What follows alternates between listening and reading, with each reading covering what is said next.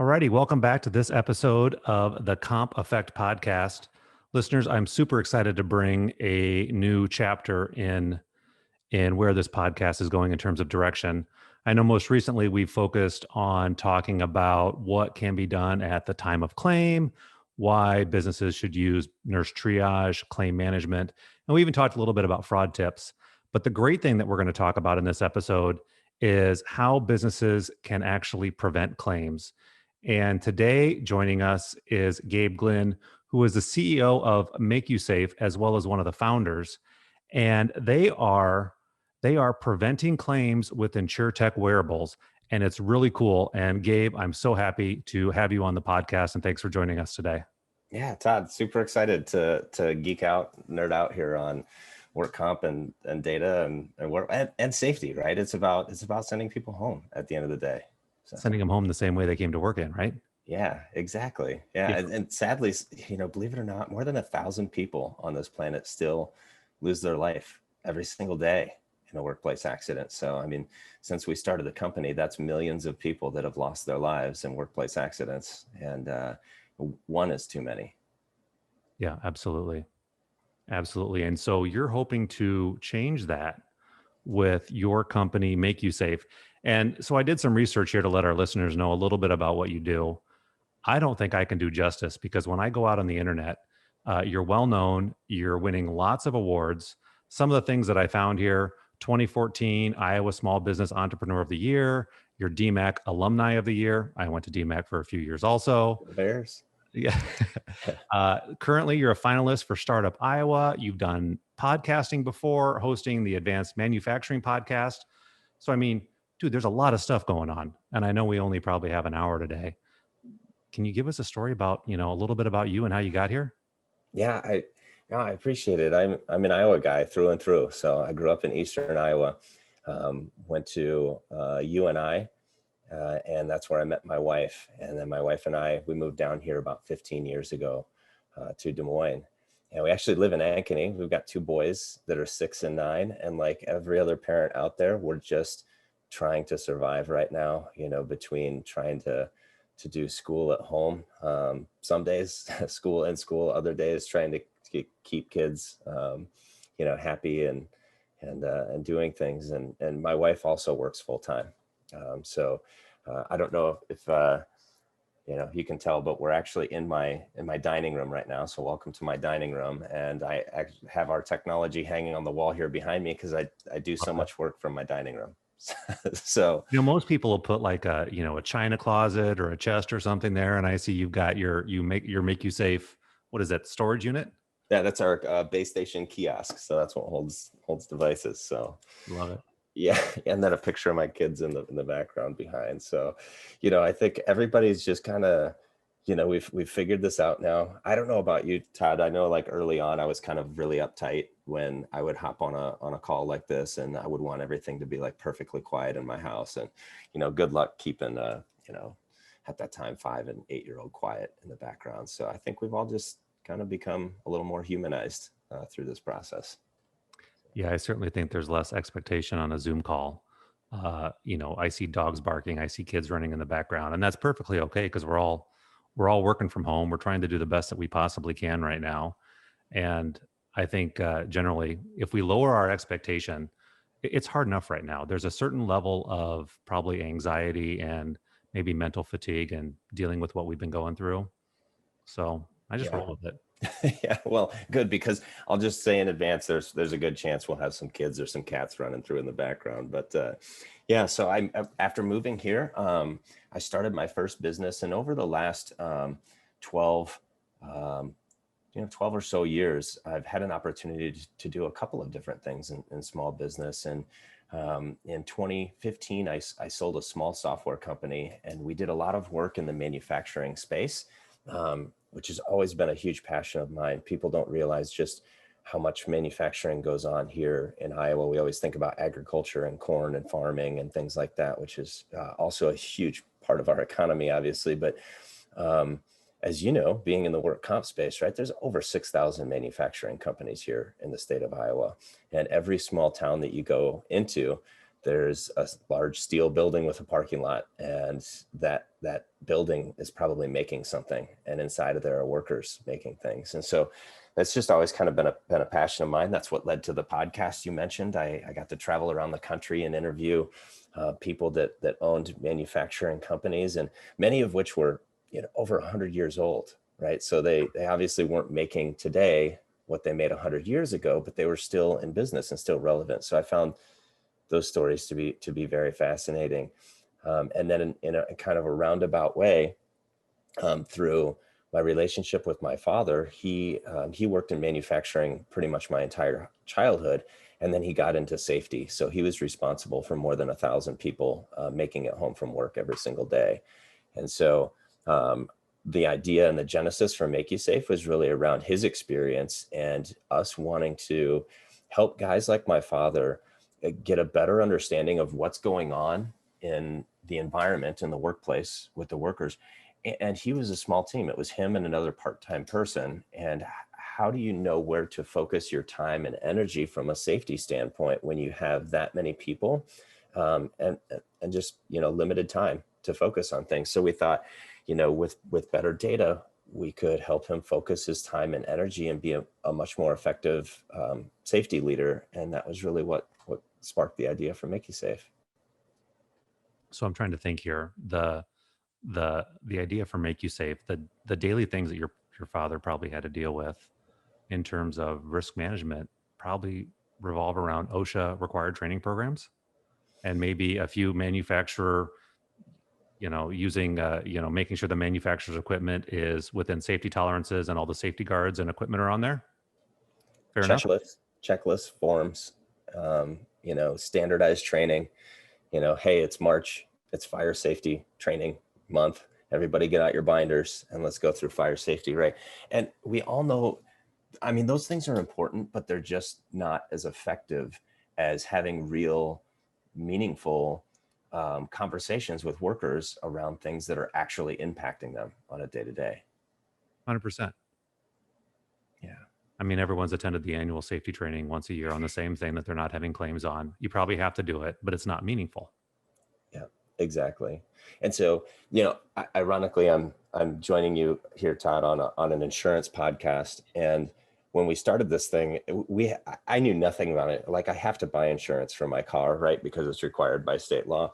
And that was about, the extent of what I understood about insurance. And so when we started this thing, we weren't really focused on the insurance side of this opportunity. And it wasn't even really for months into this before some folks in the insurance industry started hearing about what we're doing. And they reached out to us and said, you guys are going to change insurance. You're going to change the way we deploy resources. You're going to change the way we underwrite things. You're going to change the way we understand, risk for our industry.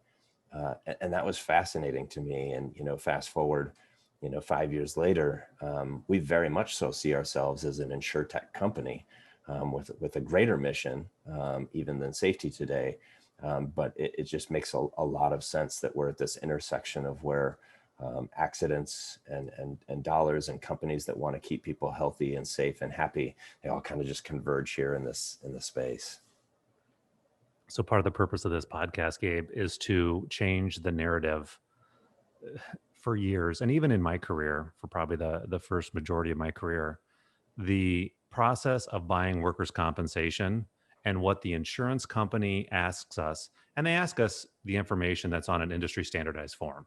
So every insurance company across all states in the country they all have the same form, the same work comp application. What's your payroll? What's your mod? What's the rate? They ask 24 general questions, and none of those are things like, talk to us about your company culture. Talk to us about how you keep employees safe. Talk to us about how, when an accident happens, you bring that employee back to work. Or talk to us about your near miss program. And I think those variables are so key to maybe changing the narrative on how insurance is underwritten when it comes to manufacturers, because there's a lot of companies out there that are doing really amazing things. And a company like yours has the ability to change the way that insurance is bought and sold.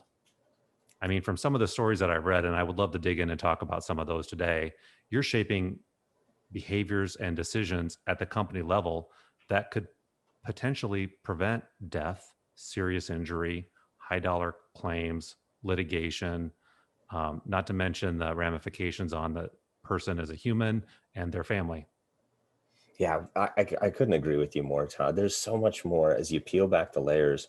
There's so much more than just looking at a standard risk sheet and saying, okay, this company's in this industry, therefore the risk is X, right?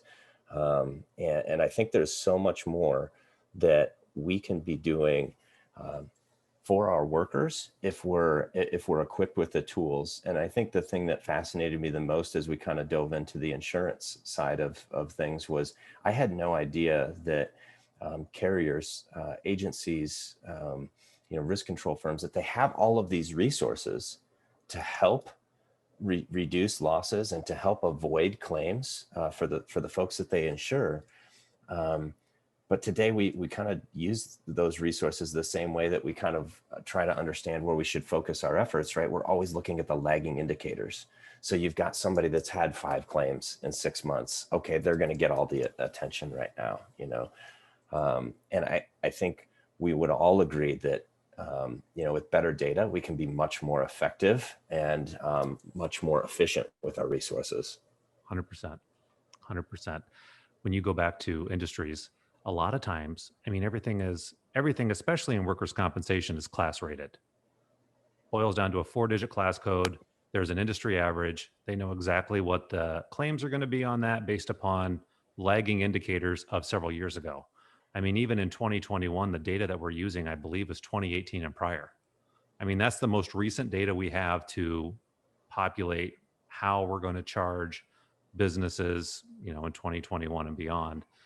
And I would just love to see an agent go to an insurance company and say, "Hey, I know this is what you want to charge our client, but let me tell you about what they're doing differently and why you shouldn't class rate them."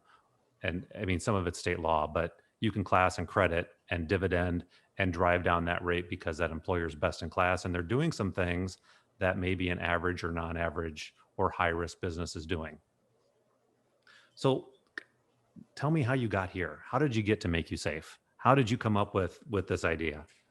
Well, what we wanted to do was kind of 2 things, Todd. One, we wanted to be constantly gathering data. And when I say data, right, there's a lot of things we could gather, but maybe I should describe it really quick. We kind of look at it in 4 buckets, right? There's environmental data, things like sound, noise exposure, temperature, humidity, air quality, things like that. There's motion. So could be everything from detecting a slip or a trip or a fall to repetitive motions to just high amounts of G-force, right? Just physicality, the amount of physical force used to do work. Spatial awareness, which if you would have heard me describe this 10 months ago, we always said location, right? Because we need to know where on a job site, something takes place. Today we say spatial awareness because we now also have to know where on a job site somebody is in relation to another worker, right? Are they within 6 feet of each other? How long were they within 6 feet of each other? And then did they leave and then come back and get together again, for a couple of minutes, and what's the total exposure? And so, our understanding of location has expanded now to be more what we call spatial awareness. And then the last thing is voice, right? We have this neat little device that goes on the upper arm of a worker. And I'll describe it as maybe about the size of your thumb, or about, the size of a doorbell. It's roughly the same size. And it just clips into this armband after being checked out of a beautiful kiosk like you see behind me in my dining room. And they don't have to do anything with it if they don't want to. But one thing they can do is they can push that button on the front. And when they do, it's going to record a 15-second voice memo of whatever that worker says into the device. And then that gets sent off as we capture that audio file, and that goes to our cloud platform. But that can also be sent off as a text message or a push notification through our app to safety managers. So we give the worker a mouthpiece right into into what that worker is experiencing. And so we wanted to gather all of this kind of data. We wanted to do it in real time. instead of always looking at past data. We want to do it in real time so we can begin to understand as the environment, which is constantly changing, right? Depending on where you are and just, throughout the day. We wanted to be constantly gathering that. And the other thing we needed to do, Todd, was you've probably been on a job site or inside of a manufacturing facility, and you know that the environment can be vastly different just a few feet apart from each other. So we might have a machine between the two of us, and all the noise is coming off on your side. So your sound exposure is totally different than my sound exposure, but we're really only just a few feet apart from each other. And so what we wanted that granularity of data to say, this is what the individual worker is being faced with, right? We know that Gabe's been in and on his shift for 3 hours, and we know that he just hit 90% of his allowable dosage of sound for the day, and he's only 3 hours into his shift, right? And we don't require hearing protection for his job, right? But now we need to look into that because this guy's hitting 90% of his allowable dosage in 3 hours. So we wanted to provide all this data, and we take all of that and it goes up to our cloud platform, Make You Smart. And we use, AI, machine learning to process all this data, because my dad's not a data scientist. So he just needs it to tell him what he should be focused on instead of, trying to sift through all of this data. And really what we're trying to do is kind of like how we forecast bad weather today, right? It's wind doesn't make a tornado, right? Or heat doesn't make a tornado. It's a confluence of factors that have to be present for that risk to be present, right? And we've never gathered this data in human history from on humans, right? For any length of time. So how could we even begin to forecast risk from things like this? And so now we have all of this data, and we can begin to understand what is that magic confluence of, these factors that are going to accelerate fatigue in a worker and heighten the risk for the day. And when we know that, then we can start being more proactive and preventive in the way we approach it. So there's the fire hose for you and the listeners. You're a pioneer here. So today, 2021, are you gathering the same data that you started out with? Or has that data analytics evolved over? Yeah, I mean, a little bit. I mean, we have a pretty, sensor packed piece of technology. Now, the one that we started with did what good entrepreneurs do. You get together at Rock Bottom Brewery and have beers and get out your, electronics kits and hot glue gun and start putting stuff together. So it obviously is a lot higher tech today than what we beta tested with early on. But the premise has really all been the same. Now, the one, big evolution for us though, Todd, was, the COVID pandemic forced us to look at things a little bit differently and say, okay, we need to know, our workers around each other, how long have they been around each other? How many inches apart are they from each other, right? So that forced us to turn on some things differently in our technology that was already there. We use Bluetooth and Wi-Fi and other things to communicate. And so we had to change the way that worked in order for us to understand, who's around who. But that also opened up a whole new layer of opportunity for us that we knew we wanted to get to in the future, but we kind of had to fast forward to, which is, you've probably heard the term Industry 4.0 or Factory 4.0, right? It's the connected workplace, right? A machine talks to another machine, and that talks to the cloud, or, a heating and cooling system is talking to the cloud, or, doors and access control systems, all this connected stuff, right? Like the Internet of Things or something, isn't it? Exactly. Everything is connected, the Internet of Things. But where's the worker in all of this discussion, right? All of this is about things connected to things. And we said, well, we envision now being able to insert that worker into this fabric of the connected factory, whereby this device, because we know that this device is assigned to Gabriel Glynn for the day. When I checked it out, I used my unique identifier, and that's how it paired this device with me. Now, why couldn't I walk up to one of those connected machines, and as I'm approaching, it sees me approaching, right? Because it's a smart machine and it can read data off of this. And it goes, hey, I'm going to check the cloud and see, is Gabe authorized to use me? Is his training up to date, right? I'm going to check the cloud to make sure that he's able to use me. And then I'm going to go ahead and unlock and let him use me. And I'm going to log all of my output to the cloud and associate it with Gabe. And then when he walks away, I'm going to shut down and wait for the next person to approach me. And then Gabe wanders down the hall and goes through a door that says, yeah, he's allowed to go through me, right? So we can now connect that worker with that connected fabric of the factory and gain even more insights and even more productivity enhancements by doing that with the worker. It's totally changed. That sounds, I don't even know. That sounds amazing. I'm just trying to think from like a safety standpoint. Like if you've got somebody who's not authorized to maybe drive a forklift, this will prevent them from driving that forklift and maybe causing property damage or injury damage. Really, it's the data on the worker. Did you get any pushback from workers wanting to wear these type of things? Are they, because I'm trying to think instantly when you're talking about walking around a plant, if you've got somebody that's not performing at the job duties that they probably should, they certainly don't want to be tracked throughout the course of a day. And so there has to be a message there to let them know that, hey, we're just trying to gather data and we want to do better analytics, I'm guessing. Yeah, I really appreciate this question, Todd, because I think it's important for us to also talk about what we don't do with our technology. We're gathering all of this data, right? But we're not gathering biometric data. I'm not looking at my heart rate. I'm not looking at, body temperature, skin moisture, things like that. And there is stuff out there in the wearable space that is designed to do that. And, a lot of us have Fitbits or smartwatches that are looking at our heart rates and things like that. But we didn't want to, come across as personally invasive to the worker. So that's an important distinction. Another thing too is we didn't want to provide any negative feedback to the worker through our technology. So it doesn't buzz, it doesn't beep, it doesn't alert, alarm, or shock the person, right? if they're doing something wrong.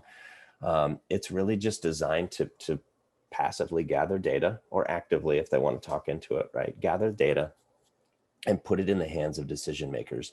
And this is where it gets into the area that I think you're alluding to, Todd, is what do decision makers do with that data? And a lot of the companies that we do work with have a good safety culture. They have a company that safety is a priority. Workers feel prioritized. They feel safe. They have a level of trust with leadership, right? And so I think that helps. One, we tell them, here's what we aren't going to do. And then the company says, and here's what we're not going to do with the data, right? We're not going to use it to be punitive. We're not trying to figure out, and nor could the device tell them, how many times Gabe went to the bathroom during the day. Now, if I tripped and fell in the bathroom and I'm laying on the floor, it's going to know, that happened.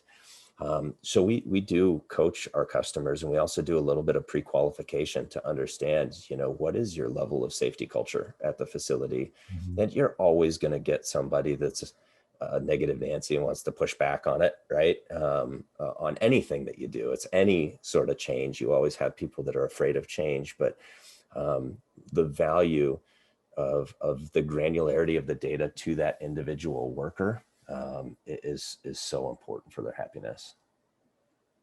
Do you see at some point that you will, I didn't write the words down here, but you'll add that biometric data such as heart and anxiety? Because I'm trying to think even right now with COVID, or who can use this, but even, maybe you have somebody who is, their heart rate's high, maybe they're not feeling well, maybe they're sick, they don't know it, or maybe they don't want to share that, but the biometric data will upload that to the Make You Smart cloud and allow those key decision makers to say, hey, there's something going on here with Billy or Joe.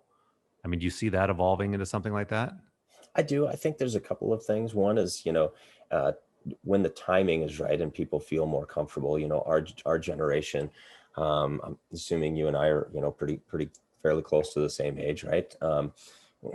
We grew up with technology. We're used to having wearables and things like that. If I went to work and they said, hey, we want you to wear, this armband, I'd have no problem with it, right? So one of it is just timing on the acceptance of wearable devices in the workspace. And I believe that every workspace will eventually have a wearable device, even if you're a waitress at a restaurant, right? There's just too much value in gathering that data that will have something. So there's that aspect of it. And then there's the legality, and there's the HIPAA side of it, and there's the regulatory side of gathering this kind of information. And does an employer have a right, to gather these kinds of things? And all of that is still being grappled with at both the state and federal level. Like there's so many variations and differences around laws and rules and what can be gathered and how it can be used. Mhm. And so for us, it's, well, let's focus on the safety side of things and what we know we can gather without being viewed as intrusive to the worker. And let's make a huge difference with that and see where things go on the biometric and health side as it goes forward. There's a lot to consider there. I had not walked down the path of state and legal and HIPAA ramifications that you just mentioned, but I can certainly see where if I'm an employee and maybe I'm going to get disciplined, or maybe I've got some bad data, how that data is coming through a wearable that is rolling up to management. One of Yeah. the things that I wanted to write down that I thought was super cool. So an employee can talk right into that and it goes right up to the cloud. What kind of data are you hoping to gather from those workers who are wearing that and speaking into it? The impetus behind this was we wanted people to be able to have a very fast way to report near misses, right? And we had interviewed hundreds of workers and asked them, do you guys report near misses, or if you see something, do you say it? And that they say, yeah, sometimes, if it's really bad. I go, well, what about the not really bad things, like the small things? And they're like, I don't want to stop my work and spend 15 minutes filling out a paper form on something that, didn't happen. And so we thought, well, what if they could just spend 15 seconds and talk into it? They don't even have to leave their workstation. They don't have to touch a pen. They can just push a button, say whatever it is that was, a concern to them. And now we'll get more near misses, because those are the leading indicators, right? That's Oh, yeah. that's the holy grail of what's going to happen.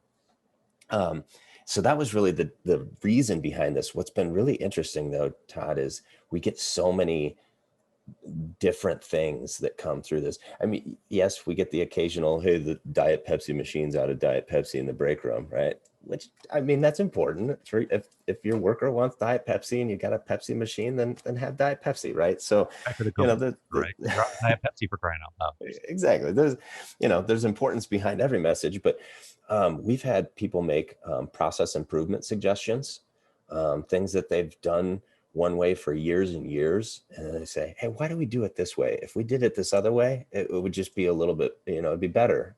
And leadership's like, oh my gosh, we could save so much money if we just move this around like they're saying. So we get process improvements, we get maintenance issues. Somebody will say, hey, the counter's broken on this machine, or there's the wiring's bad on this, and some of that is safety related. There's a hazard there, but then some of it is just all kinds of other general maintenance and productivity types of things. So it's been really cool to see how that has been used. And I think that's one of the features that people in the beginning, when we're talking to them about it, they're like, I don't know. I mean, I don't know if I like that. But then pretty quickly they tell us, like, that is like one of our favorite features of this thing. Well, it gives people an instant mouthpiece. And I can't imagine if you're in a large factory to go report a counter is broken or the machine's out of Diet Pepsi, you got to go track somebody down for that. It becomes a 20-minute process. Yeah. To the cloud. Yeah, you've seen the suggestion boxes at all of these if you have a suggestion for us, put it in here, and they might get 2 index cards shoved in that box a year, and one of them is probably the Diet Pepsi machine suggestion, right? So this is now like funneling so many more messages to leadership, and again, it's just another great way to turn it into a positive conversation with a worker. It's a culture building moment to be able to hear something from somebody that says, I don't like this. I don't like the way this is set up. I see this. This is dangerous. I'd like to see us do more of this. I'd like to see us do less of this, right? It's an opportunity then to have a positive interaction with the worker. So the data that you're getting from this, or the data that you've been able to receive for the last 3 years, how do you see that being used? I'm assuming it's used at the company level, but is it also aggregated, and do businesses have the ability to maybe benchmark their level of safety versus somebody else's level of safety on an anonymous basis?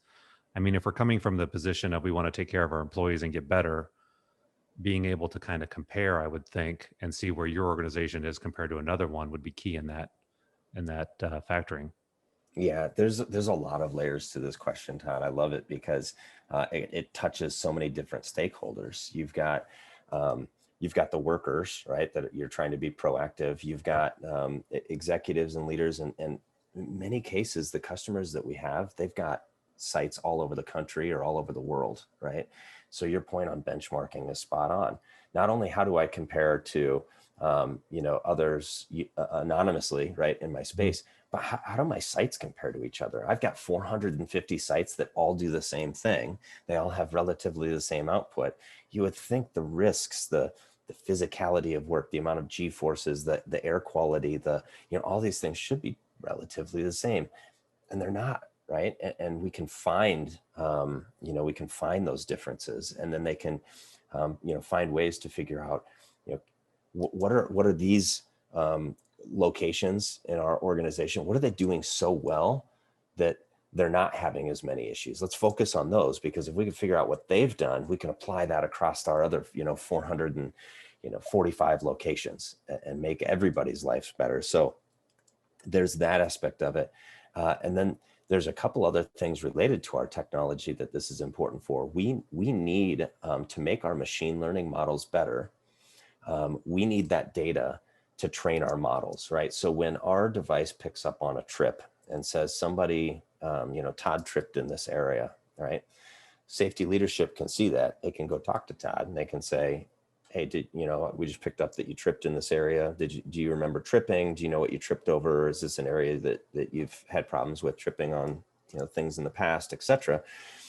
And they can confirm on our platform whether or not that did indeed happen, and that it happened where it said it happened. All of that training data comes back and makes our models better. And also allows us to find new high risk motions, right? When we determine that a certain type of motion for one customer has resulted in maybe shoulder problems or back problems, we can take that motion, train our models, and say, find other people doing this motion, right? And we had an example where that very thing, we found a motion at a facility in Minnesota that was causing shoulder problems for a worker.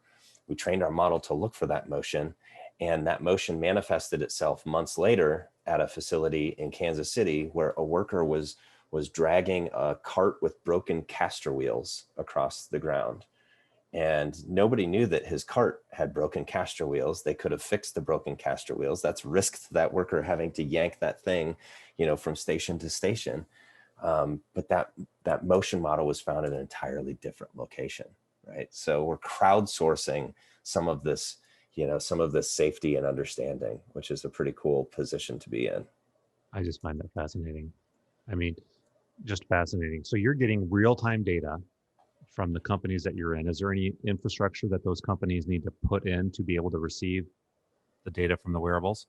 Yeah, today we like to land on their network. Right now, most of the facilities have Wi-Fi coverage throughout them. That's not uncommon, right? And a lot of these places are connected. They've got connected machines and stuff like that, like we've talked about. So that's not uncommon. Sometimes it's a little bit of work with IT to get them to, set us up a partition so that our system can live on their network. But I think we'll continue to see advances in Bluetooth and other things that'll allow us to not have to rely nearly as much on existing infrastructure and networks. And then all of this data can go in a couple of places, right? It lives in MakeYouSmart. That's our cloud platform. And that's where we slice and dice, and you can do all the reporting and all the paperwork and, OSHA forms and all that kind of day-to-day stuff in there. We also have data services where that data can be exported out into, maybe they've got another reporting system and they want to run their own reports at the end of the year, and they want to extract a bunch of data out. That's fine. We also have webhooks, so we can tie in real time to other software systems. So maybe they've got something that's already in place that they want to use. And then lastly, the thing that I also find really fascinating about this data and how it can be used.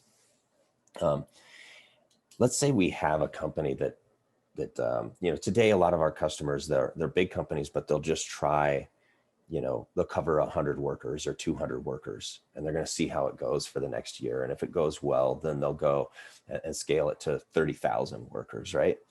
But can you imagine at a point at which say we're covering all 30,000 of their workers, they're still going to have some things that are going to happen, right? It's just the reality of it. So then they can look back and go, okay, we had 278 recordables this year.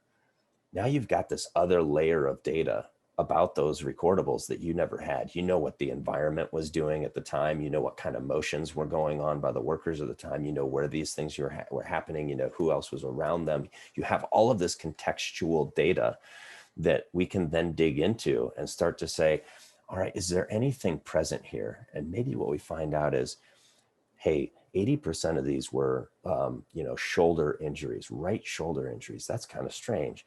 And let's look at that data. Okay, 70% of the people that had right shoulder injuries were all doing the same motion, right? We can see this motion signature here. They were all doing the same motion. Let's take that motion data and find out who else of our 30,000 employees is also doing that motion, because those ones are probably going to be our shoulder surgeries next year, right? Those are the ones that it hasn't hurt them enough yet that they've had that injury, but they're, here's the 378 workers that aren't injured that all do the same motion. Let's go focus on them and try to stop this and prevent this from happening. And so even being able to look back at things and have this contextual data gives us the power to look forward and prevent things, if that makes sense. It makes total sense. A shoulder injury in my world, they're $250,000. I mean, if you've got a torn rotator cuff or something like that because of an occupational injury that you've been doing the same thing and now you require surgery, those are expensive. They usually are going to end up in some type of permanent impairment rating that shoulder is not going to have the full function that it did before. And if your wearables at a plant in Minnesota can tell a worker in Kentucky that, hey, you need to stop moving a certain way because it looks like you're going to injure yourself and you're going to have a permanent damage to your shoulder. I mean, forget the money side. I mean, that's great and everything for not only the business and the insurance company, but the fact that worker doesn't have that injury, that they're not, lost time off of work, they're not at home laid up, they're not struggling, they're not in pain and suffering. I can't even begin to think that how amazing that would be for that person. Yeah, I think about my boys. I mentioned they're 6 and 9, and if they're anything like me, they'll want to get into the industrial space, right? They're going to want to weld things, build things, bend things, cut things, right? And maybe they're going to be in one of these factories. And I like to think that the workers that we're working with today and the companies that we're working with today are making the future of work better, safer, more productive, and a lot more fun for my kids when they get to be that age and they get to go to work. So the work that we're doing today, I think, is going to make a big, significant impact on global work tomorrow. Agreed. What type of industries are you serving right now with Mākusafe? We tend to be in, obviously, a lot of the more industrial type spaces, right? Construction is a big part. Your machine shops, manufacturing, even foundry. And then also we do a lot in the food space, which was interesting. Whether it's meat production or, food packaging and things like that. Cheese, there's a cheese company in Wisconsin that we work with. And so find ourselves in a lot of the food space as well. Okay. I can see your product. I've never worked in industrial. I've been in warehouses. Most of my career has been in insurance, but I can see your wearables transferring or translating into insurance also, just getting up, walking around, coming into contact, especially with COVID right now. If I'm in a insurance office, making sure I stay 6 foot away from somebody. I mean, the wearable can go anywhere. The data is huge. Yeah, there's so many applications, and even you think about athletes and athletics and what we could learn, for athletes that are training and motions and things like that. And, senior care facilities. My mom's a nurse, and she works at a hospital in Cedar Rapids, right? And nurses have a lot of slip and fall injuries. They have a lot of sprain and strain injuries, right? They're lifting and moving heavy people and heavy equipment. And so there's just, there's no end to it. And then when you throw in the, connected worker side of things, where maybe the primary focus for a company with trying something like a wearable isn't maybe necessarily the environmental safety or even the motion safety or things like that. Maybe they want to, um, you know, speed up and slow down production in their facility based on data, or change the way that they do something based on data coming off of the devices. Those things typically will have a safety impact as well. On the workers. And so I think there's just so many different places this can touch. And that's why I say, I think every worker in every type of industry will likely have some type of wearable on them, within the next 5 to 10 years, just because the value of gathering this data is so great. There's two things that just came to mind that I want to ask you. Number one, does the worker have access to the data that's contained in that device that they can see on a daily basis? They can. In some of the facilities we're in, they'll put, them being leadership, will put the dashboard, the Make You Smart dashboard, on a TV in the break room. They can see it. They're not going to see necessarily the individualized data for the worker unless they get user access to the dashboard, which is up to the company on who gets access to what data.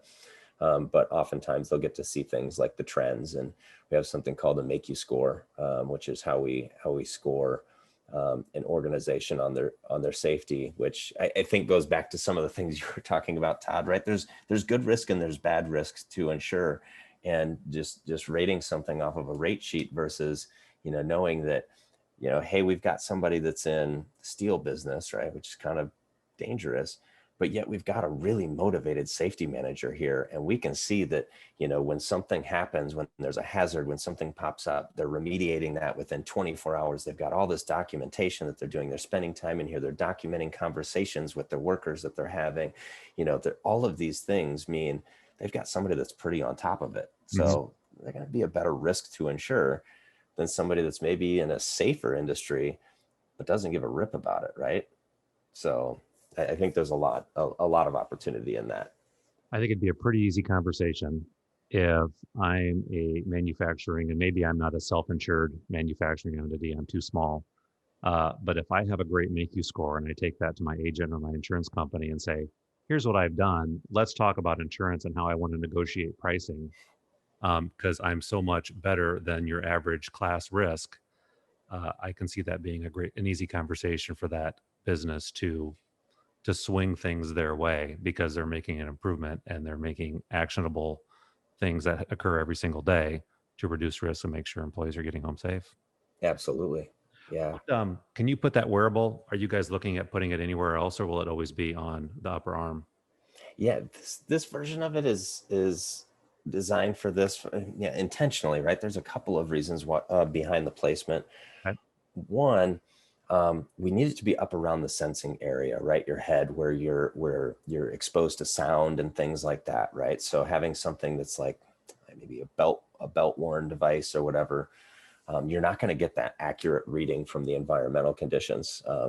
Plus, oftentimes, like a shirt will go down over your belt. So if you got something clipped on your belt, we're going to get the environment under your shirt, which is probably less pleasant anyways than the environment in the factory anyways. So having it up around the head and sensing area and exposed to things is important. It's comfortable. It's out of the way. In fact, one of the challenges we do have is workers forgetting that they're wearing it and walking off the job site with that on. So it takes a bit of training to get people used to going back to the kiosk and popping it in. And then also too, it's accessible for voice control, right? Versus being on your belt. And then lastly, it turns out your arms are a really great place to get motion data about what you're doing and how you're moving, right? Especially slip, trip, and fall, which is where we started. We all have kind of these innate natural movements when we slip, right? Our body moves a certain way to try to get our center of gravity underneath us. And those things are really demonstrated quite acutely in the arms. Same with trips, right? You kind of all everybody does the same motion, right? Yep. Get your arms out in front of you. And so it allows us to pick things up like that. Now we've got some other things in the automation space that we're looking at and that we're piloting and prototyping right now, where this device may not be on a person, could be in a machine, could be on a machine, could be on a moving machine, could be, doing a lot of other things in a facility other than just being on the person. But as far as the worker position device, this team tends to be a really good location for it. All right. How close are you to rolling these out to the public? So we've got 21 sites in 9 states using it today. We've got about 10 more sites to go online here in Q1, and we've got about 2,000 workers in the platform today. So we just really started rolling out at the, I would say, early fall here in 2020, which was a few months later than we had hoped to. But like everybody else, the pandemic affected us, right? Electronic components, manufacturing, shipping, all of this stuff was impacted. And so where we had hoped, we had planned a great big launch event too, like with media and friends and investors and people, family members and customers, to do that back in April. And so that got the kibosh put on it. And then, we just went ahead and rolled out quietly starting in the fall. So I'm sure that wasn't easy. It's funny. I was just looking at my phone the other day and I was scrolling through pictures, and, this time last year I was at a chorus concert, 100 kids up on stage, us sitting in the audience. And that seems like a distant memory from, what it is today. Cause that couldn't happen. Yeah, it's been February of last year was the last time I was on an airplane, and I was doing, 5 or 6 flights a month.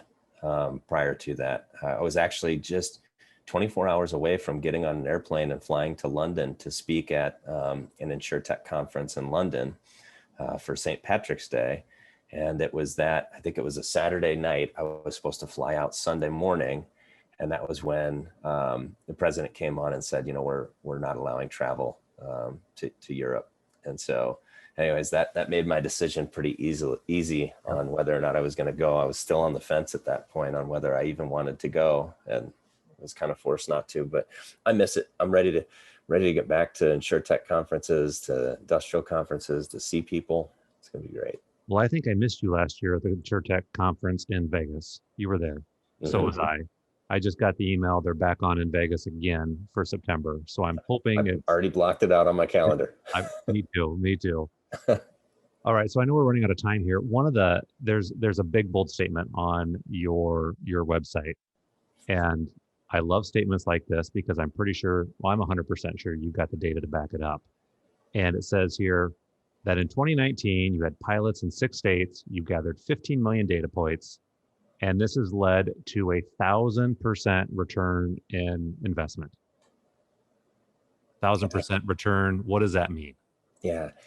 So when we did our pilots, we asked our customers, when something that the system identified that you can confirm happens, talk to us about it. So, for an example would be, we pick up that people are tripping over something, and they go out and find out, people are tripping over something. In one case, it was actually an ergonomic rug. So ironically, something that was supposed to help them from a safety standpoint, people kept tripping over because it stuck out too far into one area, right? And I'm guessing that's data that they didn't have before. I had no idea. It. No, nobody says it. Not until they break their wrist, right? And then they go, well, I tripped over that. And then you got 50 people who are like, oh, I trip over that thing all the time. So when we picked up on things like that, we said, okay, if this would have resulted in an injury, what would that have cost you? And they would give us that number, right? And so we were able to take what our customers said during that, 5-month trial period and the number of workers that they covered, and it actually got pretty ridiculous. I mean, in one case, one of the losses avoided was a potential shoulder surgery, like what you were talking about, right? That's a $250,000 shoulder surgery.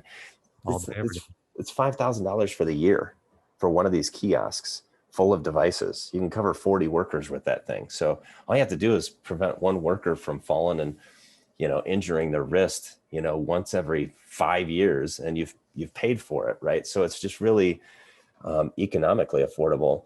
Now, we use the term ROI because that's what people expect to see. But the term I like better, Todd, I like loss avoidance, right? Because We totally understand that not every single one of those situations would have resulted in a loss, but they all could have, Hmm.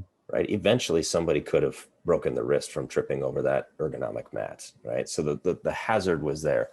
So it's, and one way you can argue, did you really save us that? In their case, I think it was like $42,000 was their average wrist injury. Did you really save us that? Well, we know that we avoided that risk isn't there anymore.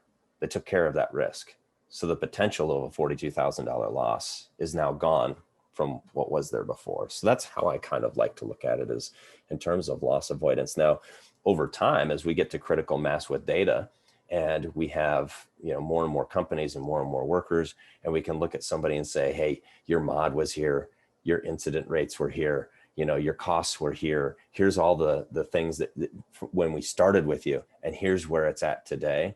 Then we can start to be able to put some more realistic dollars and cents numbers to it and say, our customers on average save X dollars, by having a system like this in place. But today we just don't feel comfortable, making those kinds of claims.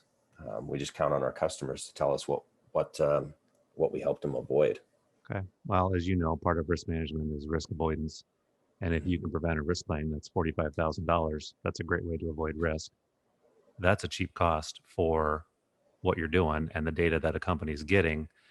And I think if you tie that back to company culture, and you've got two industries that are the same, and I'm an employee, I can go work at either one, and one of them has a program like this in to take care of me and watch me on a daily basis to make sure that I'm not going to get hurt and I can go home safely. That's the company I want to work for. Yeah. Yeah. I want over time those numbers too. I mean, we have got to help with worker retention. We have to help with attraction, right?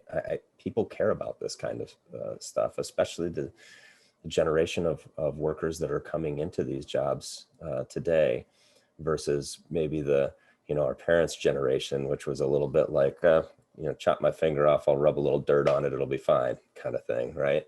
There's an expectation that I can go in and I can do my job and I can do great work and I can be productive and I get to go home to my family at the end of the day. Absolutely.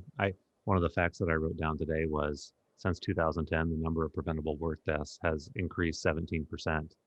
And I think a technology like this, you're on the forefront of being able to turn that statistic around. We hope so.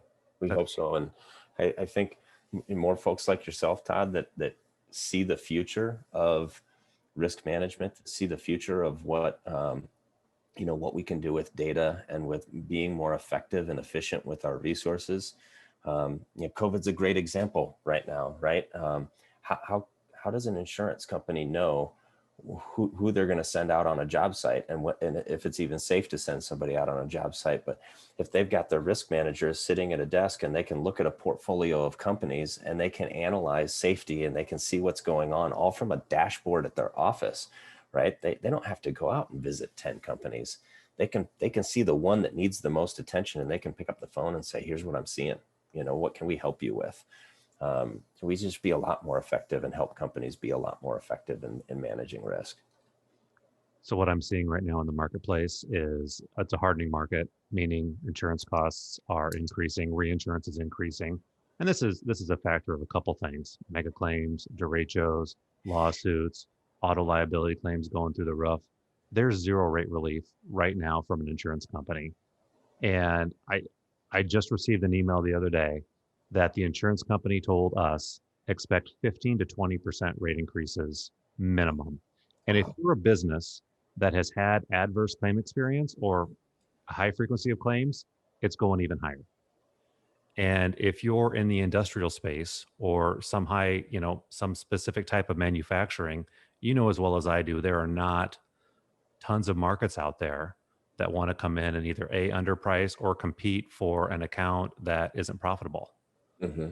And so a simple thing like this, I mean, if you're talking $100, $200, $300,000 account, that's going up 20%, spending $5,000 or $10,000 for your workers to change that dynamic of safety is small potatoes in the grand scheme of thing. And that will also change the dynamic with the conversation with the insurance company, because you can go back to your Make You Smart cloud, say, here's what we're doing, here's how much safer we are, Here's how we've mitigated future risks. Here's how we've mitigated the data that we're seeing, so we don't have claims. And I didn't know what this meeting was going to be like when I went into it today. Wasn't really sure, but that's some really cool stuff, Gabe. Really cool stuff. Well, we're super excited. We have an incredibly talented group of technologists and just people within the company. It's great. We've, we're over 20 people now in Mākusafe, which, going from literally an idea on a napkin in a coffee shop to now having product deployed across 9 states and 21 companies, and soon to be a lot more. It's pretty exciting to see this whole thing come to life, and I really believe that we're helping make a big difference for the existing generation, but also future generations. Agreed. If private sector wants to purchase Mākusafe and get your products, is it end of fourth quarter of 2021 before those are available to them? No, we were I think very fortunate in foresight that we ordered a lot of inventory prior to the pandemic, right? So we had a lot of the components and things on hand. So we've been able to get plenty of inventory in. It takes us a little bit to get deployed. But the one thing I'll say is because of COVID, opportunities open up all the time. So we'll have a plan to deploy with a company, next week, and we'll get a call that our primary contact is out for 2 weeks because they just tested positive. And so we'll just pick up the phone and call our other customers that have signed up. Anybody that's already signed a PO for product gets first call. So we call them up and say, hey, look, we've got an opening this week if you guys want to bump up. So we've got plenty available, and we're going to grow our team too. We're going to, we've been really fortunate to be backed by some incredible investors. That's part of our plan again going forward, and that's going to help us grow our team. And the more horsepower we have, I think the more we'll be able to get out there and deploy this year. Okay. Nationwide? Actually, we just shipped internationally for the first time to a global 100 food company, some of their facilities down in Mexico. We're actually looking at some of their stuff in Argentina. So we're going through certification for Mexico and Argentina. So if you have any listeners from those countries, we'll be ready to rock and roll there in about a month. All right. I love it. So anything else you want to share with us today, Gabe? Really, really happy to have the opportunity, Todd. Thanks again for, the interest in Mākusafe and for the interest in worker safety. Is kind of a personal mission of mine. If you poke around enough on the website, you'll see that I was very fortunate to be on the cover of Smart Manufacturing magazine in June of last year. And I'm holding a picture of my great-grandfather, John Griffin. And he walked out of a factory to go home and have dinner. He was not very wealthy, so he had to rent a building on the grounds of this factory in Cedar Rapids. And so he decided to walk home and have dinner with my grandmother. And after he walked out of the building, it exploded and killed all of his coworkers. And so he spent weeks digging the bodies of his coworkers out of the rubble. And had it not been for him walking out of that factory for dinner, I wouldn't be sitting here having this conversation with you today. So, we're safer than we were back in 1908 when that factory exploded in Cedar Rapids, but we still have a long ways to go. And as you pointed out, it's increasing right now, which is not a direction that we want to see it going. So that's a great story. It's inspirational. Thank you for your commitment to safety. To bring this back here, www.makusafe.com. Correct. All right. Yeah. If they need to get a hold of you, they can find you there. They can buy your product. They can learn more about what it is that you do. Yeah, you bet. Everything's on there and easy to get a hold of us. Thanks for sharing and thanks for having us on. I appreciate it, Todd. Thanks so much, Gabe. So I've got 3 random questions here. Well, I ask the same 3 questions every time just because I'm truly interested in what people are doing. I want to know, would you share with us what you're reading, if anything, right now? I'm actually rereading Viktor Frankl, Man's Search for Meaning. Just a timeless, tragic, incredible book, right? If your listeners aren't familiar with it, Viktor Frankl was a prisoner in Auschwitz, and it was about his mentality and how he was able to get through and survive being a prisoner there. So just an incredible read. But it's very emotional and very hard to read coming from Auschwitz. Oh my gosh. Yeah, it is. All right. So the next one I have here is, what's one thing you spend more money on than you should? Probably craft beer. It's not good for me. It just makes me fat. But it's, I really like all that. We got so many options now too. Des Moines is full of breweries, microbreweries. You got lots of opportunities. It is. I hope they all survive through this. We try to, do the takeout and stuff like that from as many places as we can. We want to see these folks stick around. So absolutely. All right. And the last thing before we wrap up, if you can give some advice to the world, what would you like to say? Man, you've said a lot today, and a lot of it's been really good. I think just enjoy the journey, right? I think oftentimes we fixate on some sort of end game or some sort of prize, and we think that once we get to that, we'll level of achievement, we'll have satisfaction and happiness. The Bible's pretty clear that's not how life works, right? And it's a rich, wonderful experience. You get a chance to meet tons of people, have some really cool adventures, and so just encourage people to enjoy the moments as they're happening, instead of shooting for some sort of ideal in your mind that you may not ever even achieve. Good advice. Gabe, thanks so much for everything today. Thank you for your time. I'm excited to watch your company grow and flourish over the next decade. And listeners, we'll be back in a week with another podcast. Thanks for joining us today. And Gabe, it was a pleasure. Thank you so much. Thank you, Todd. Thanks for having me on.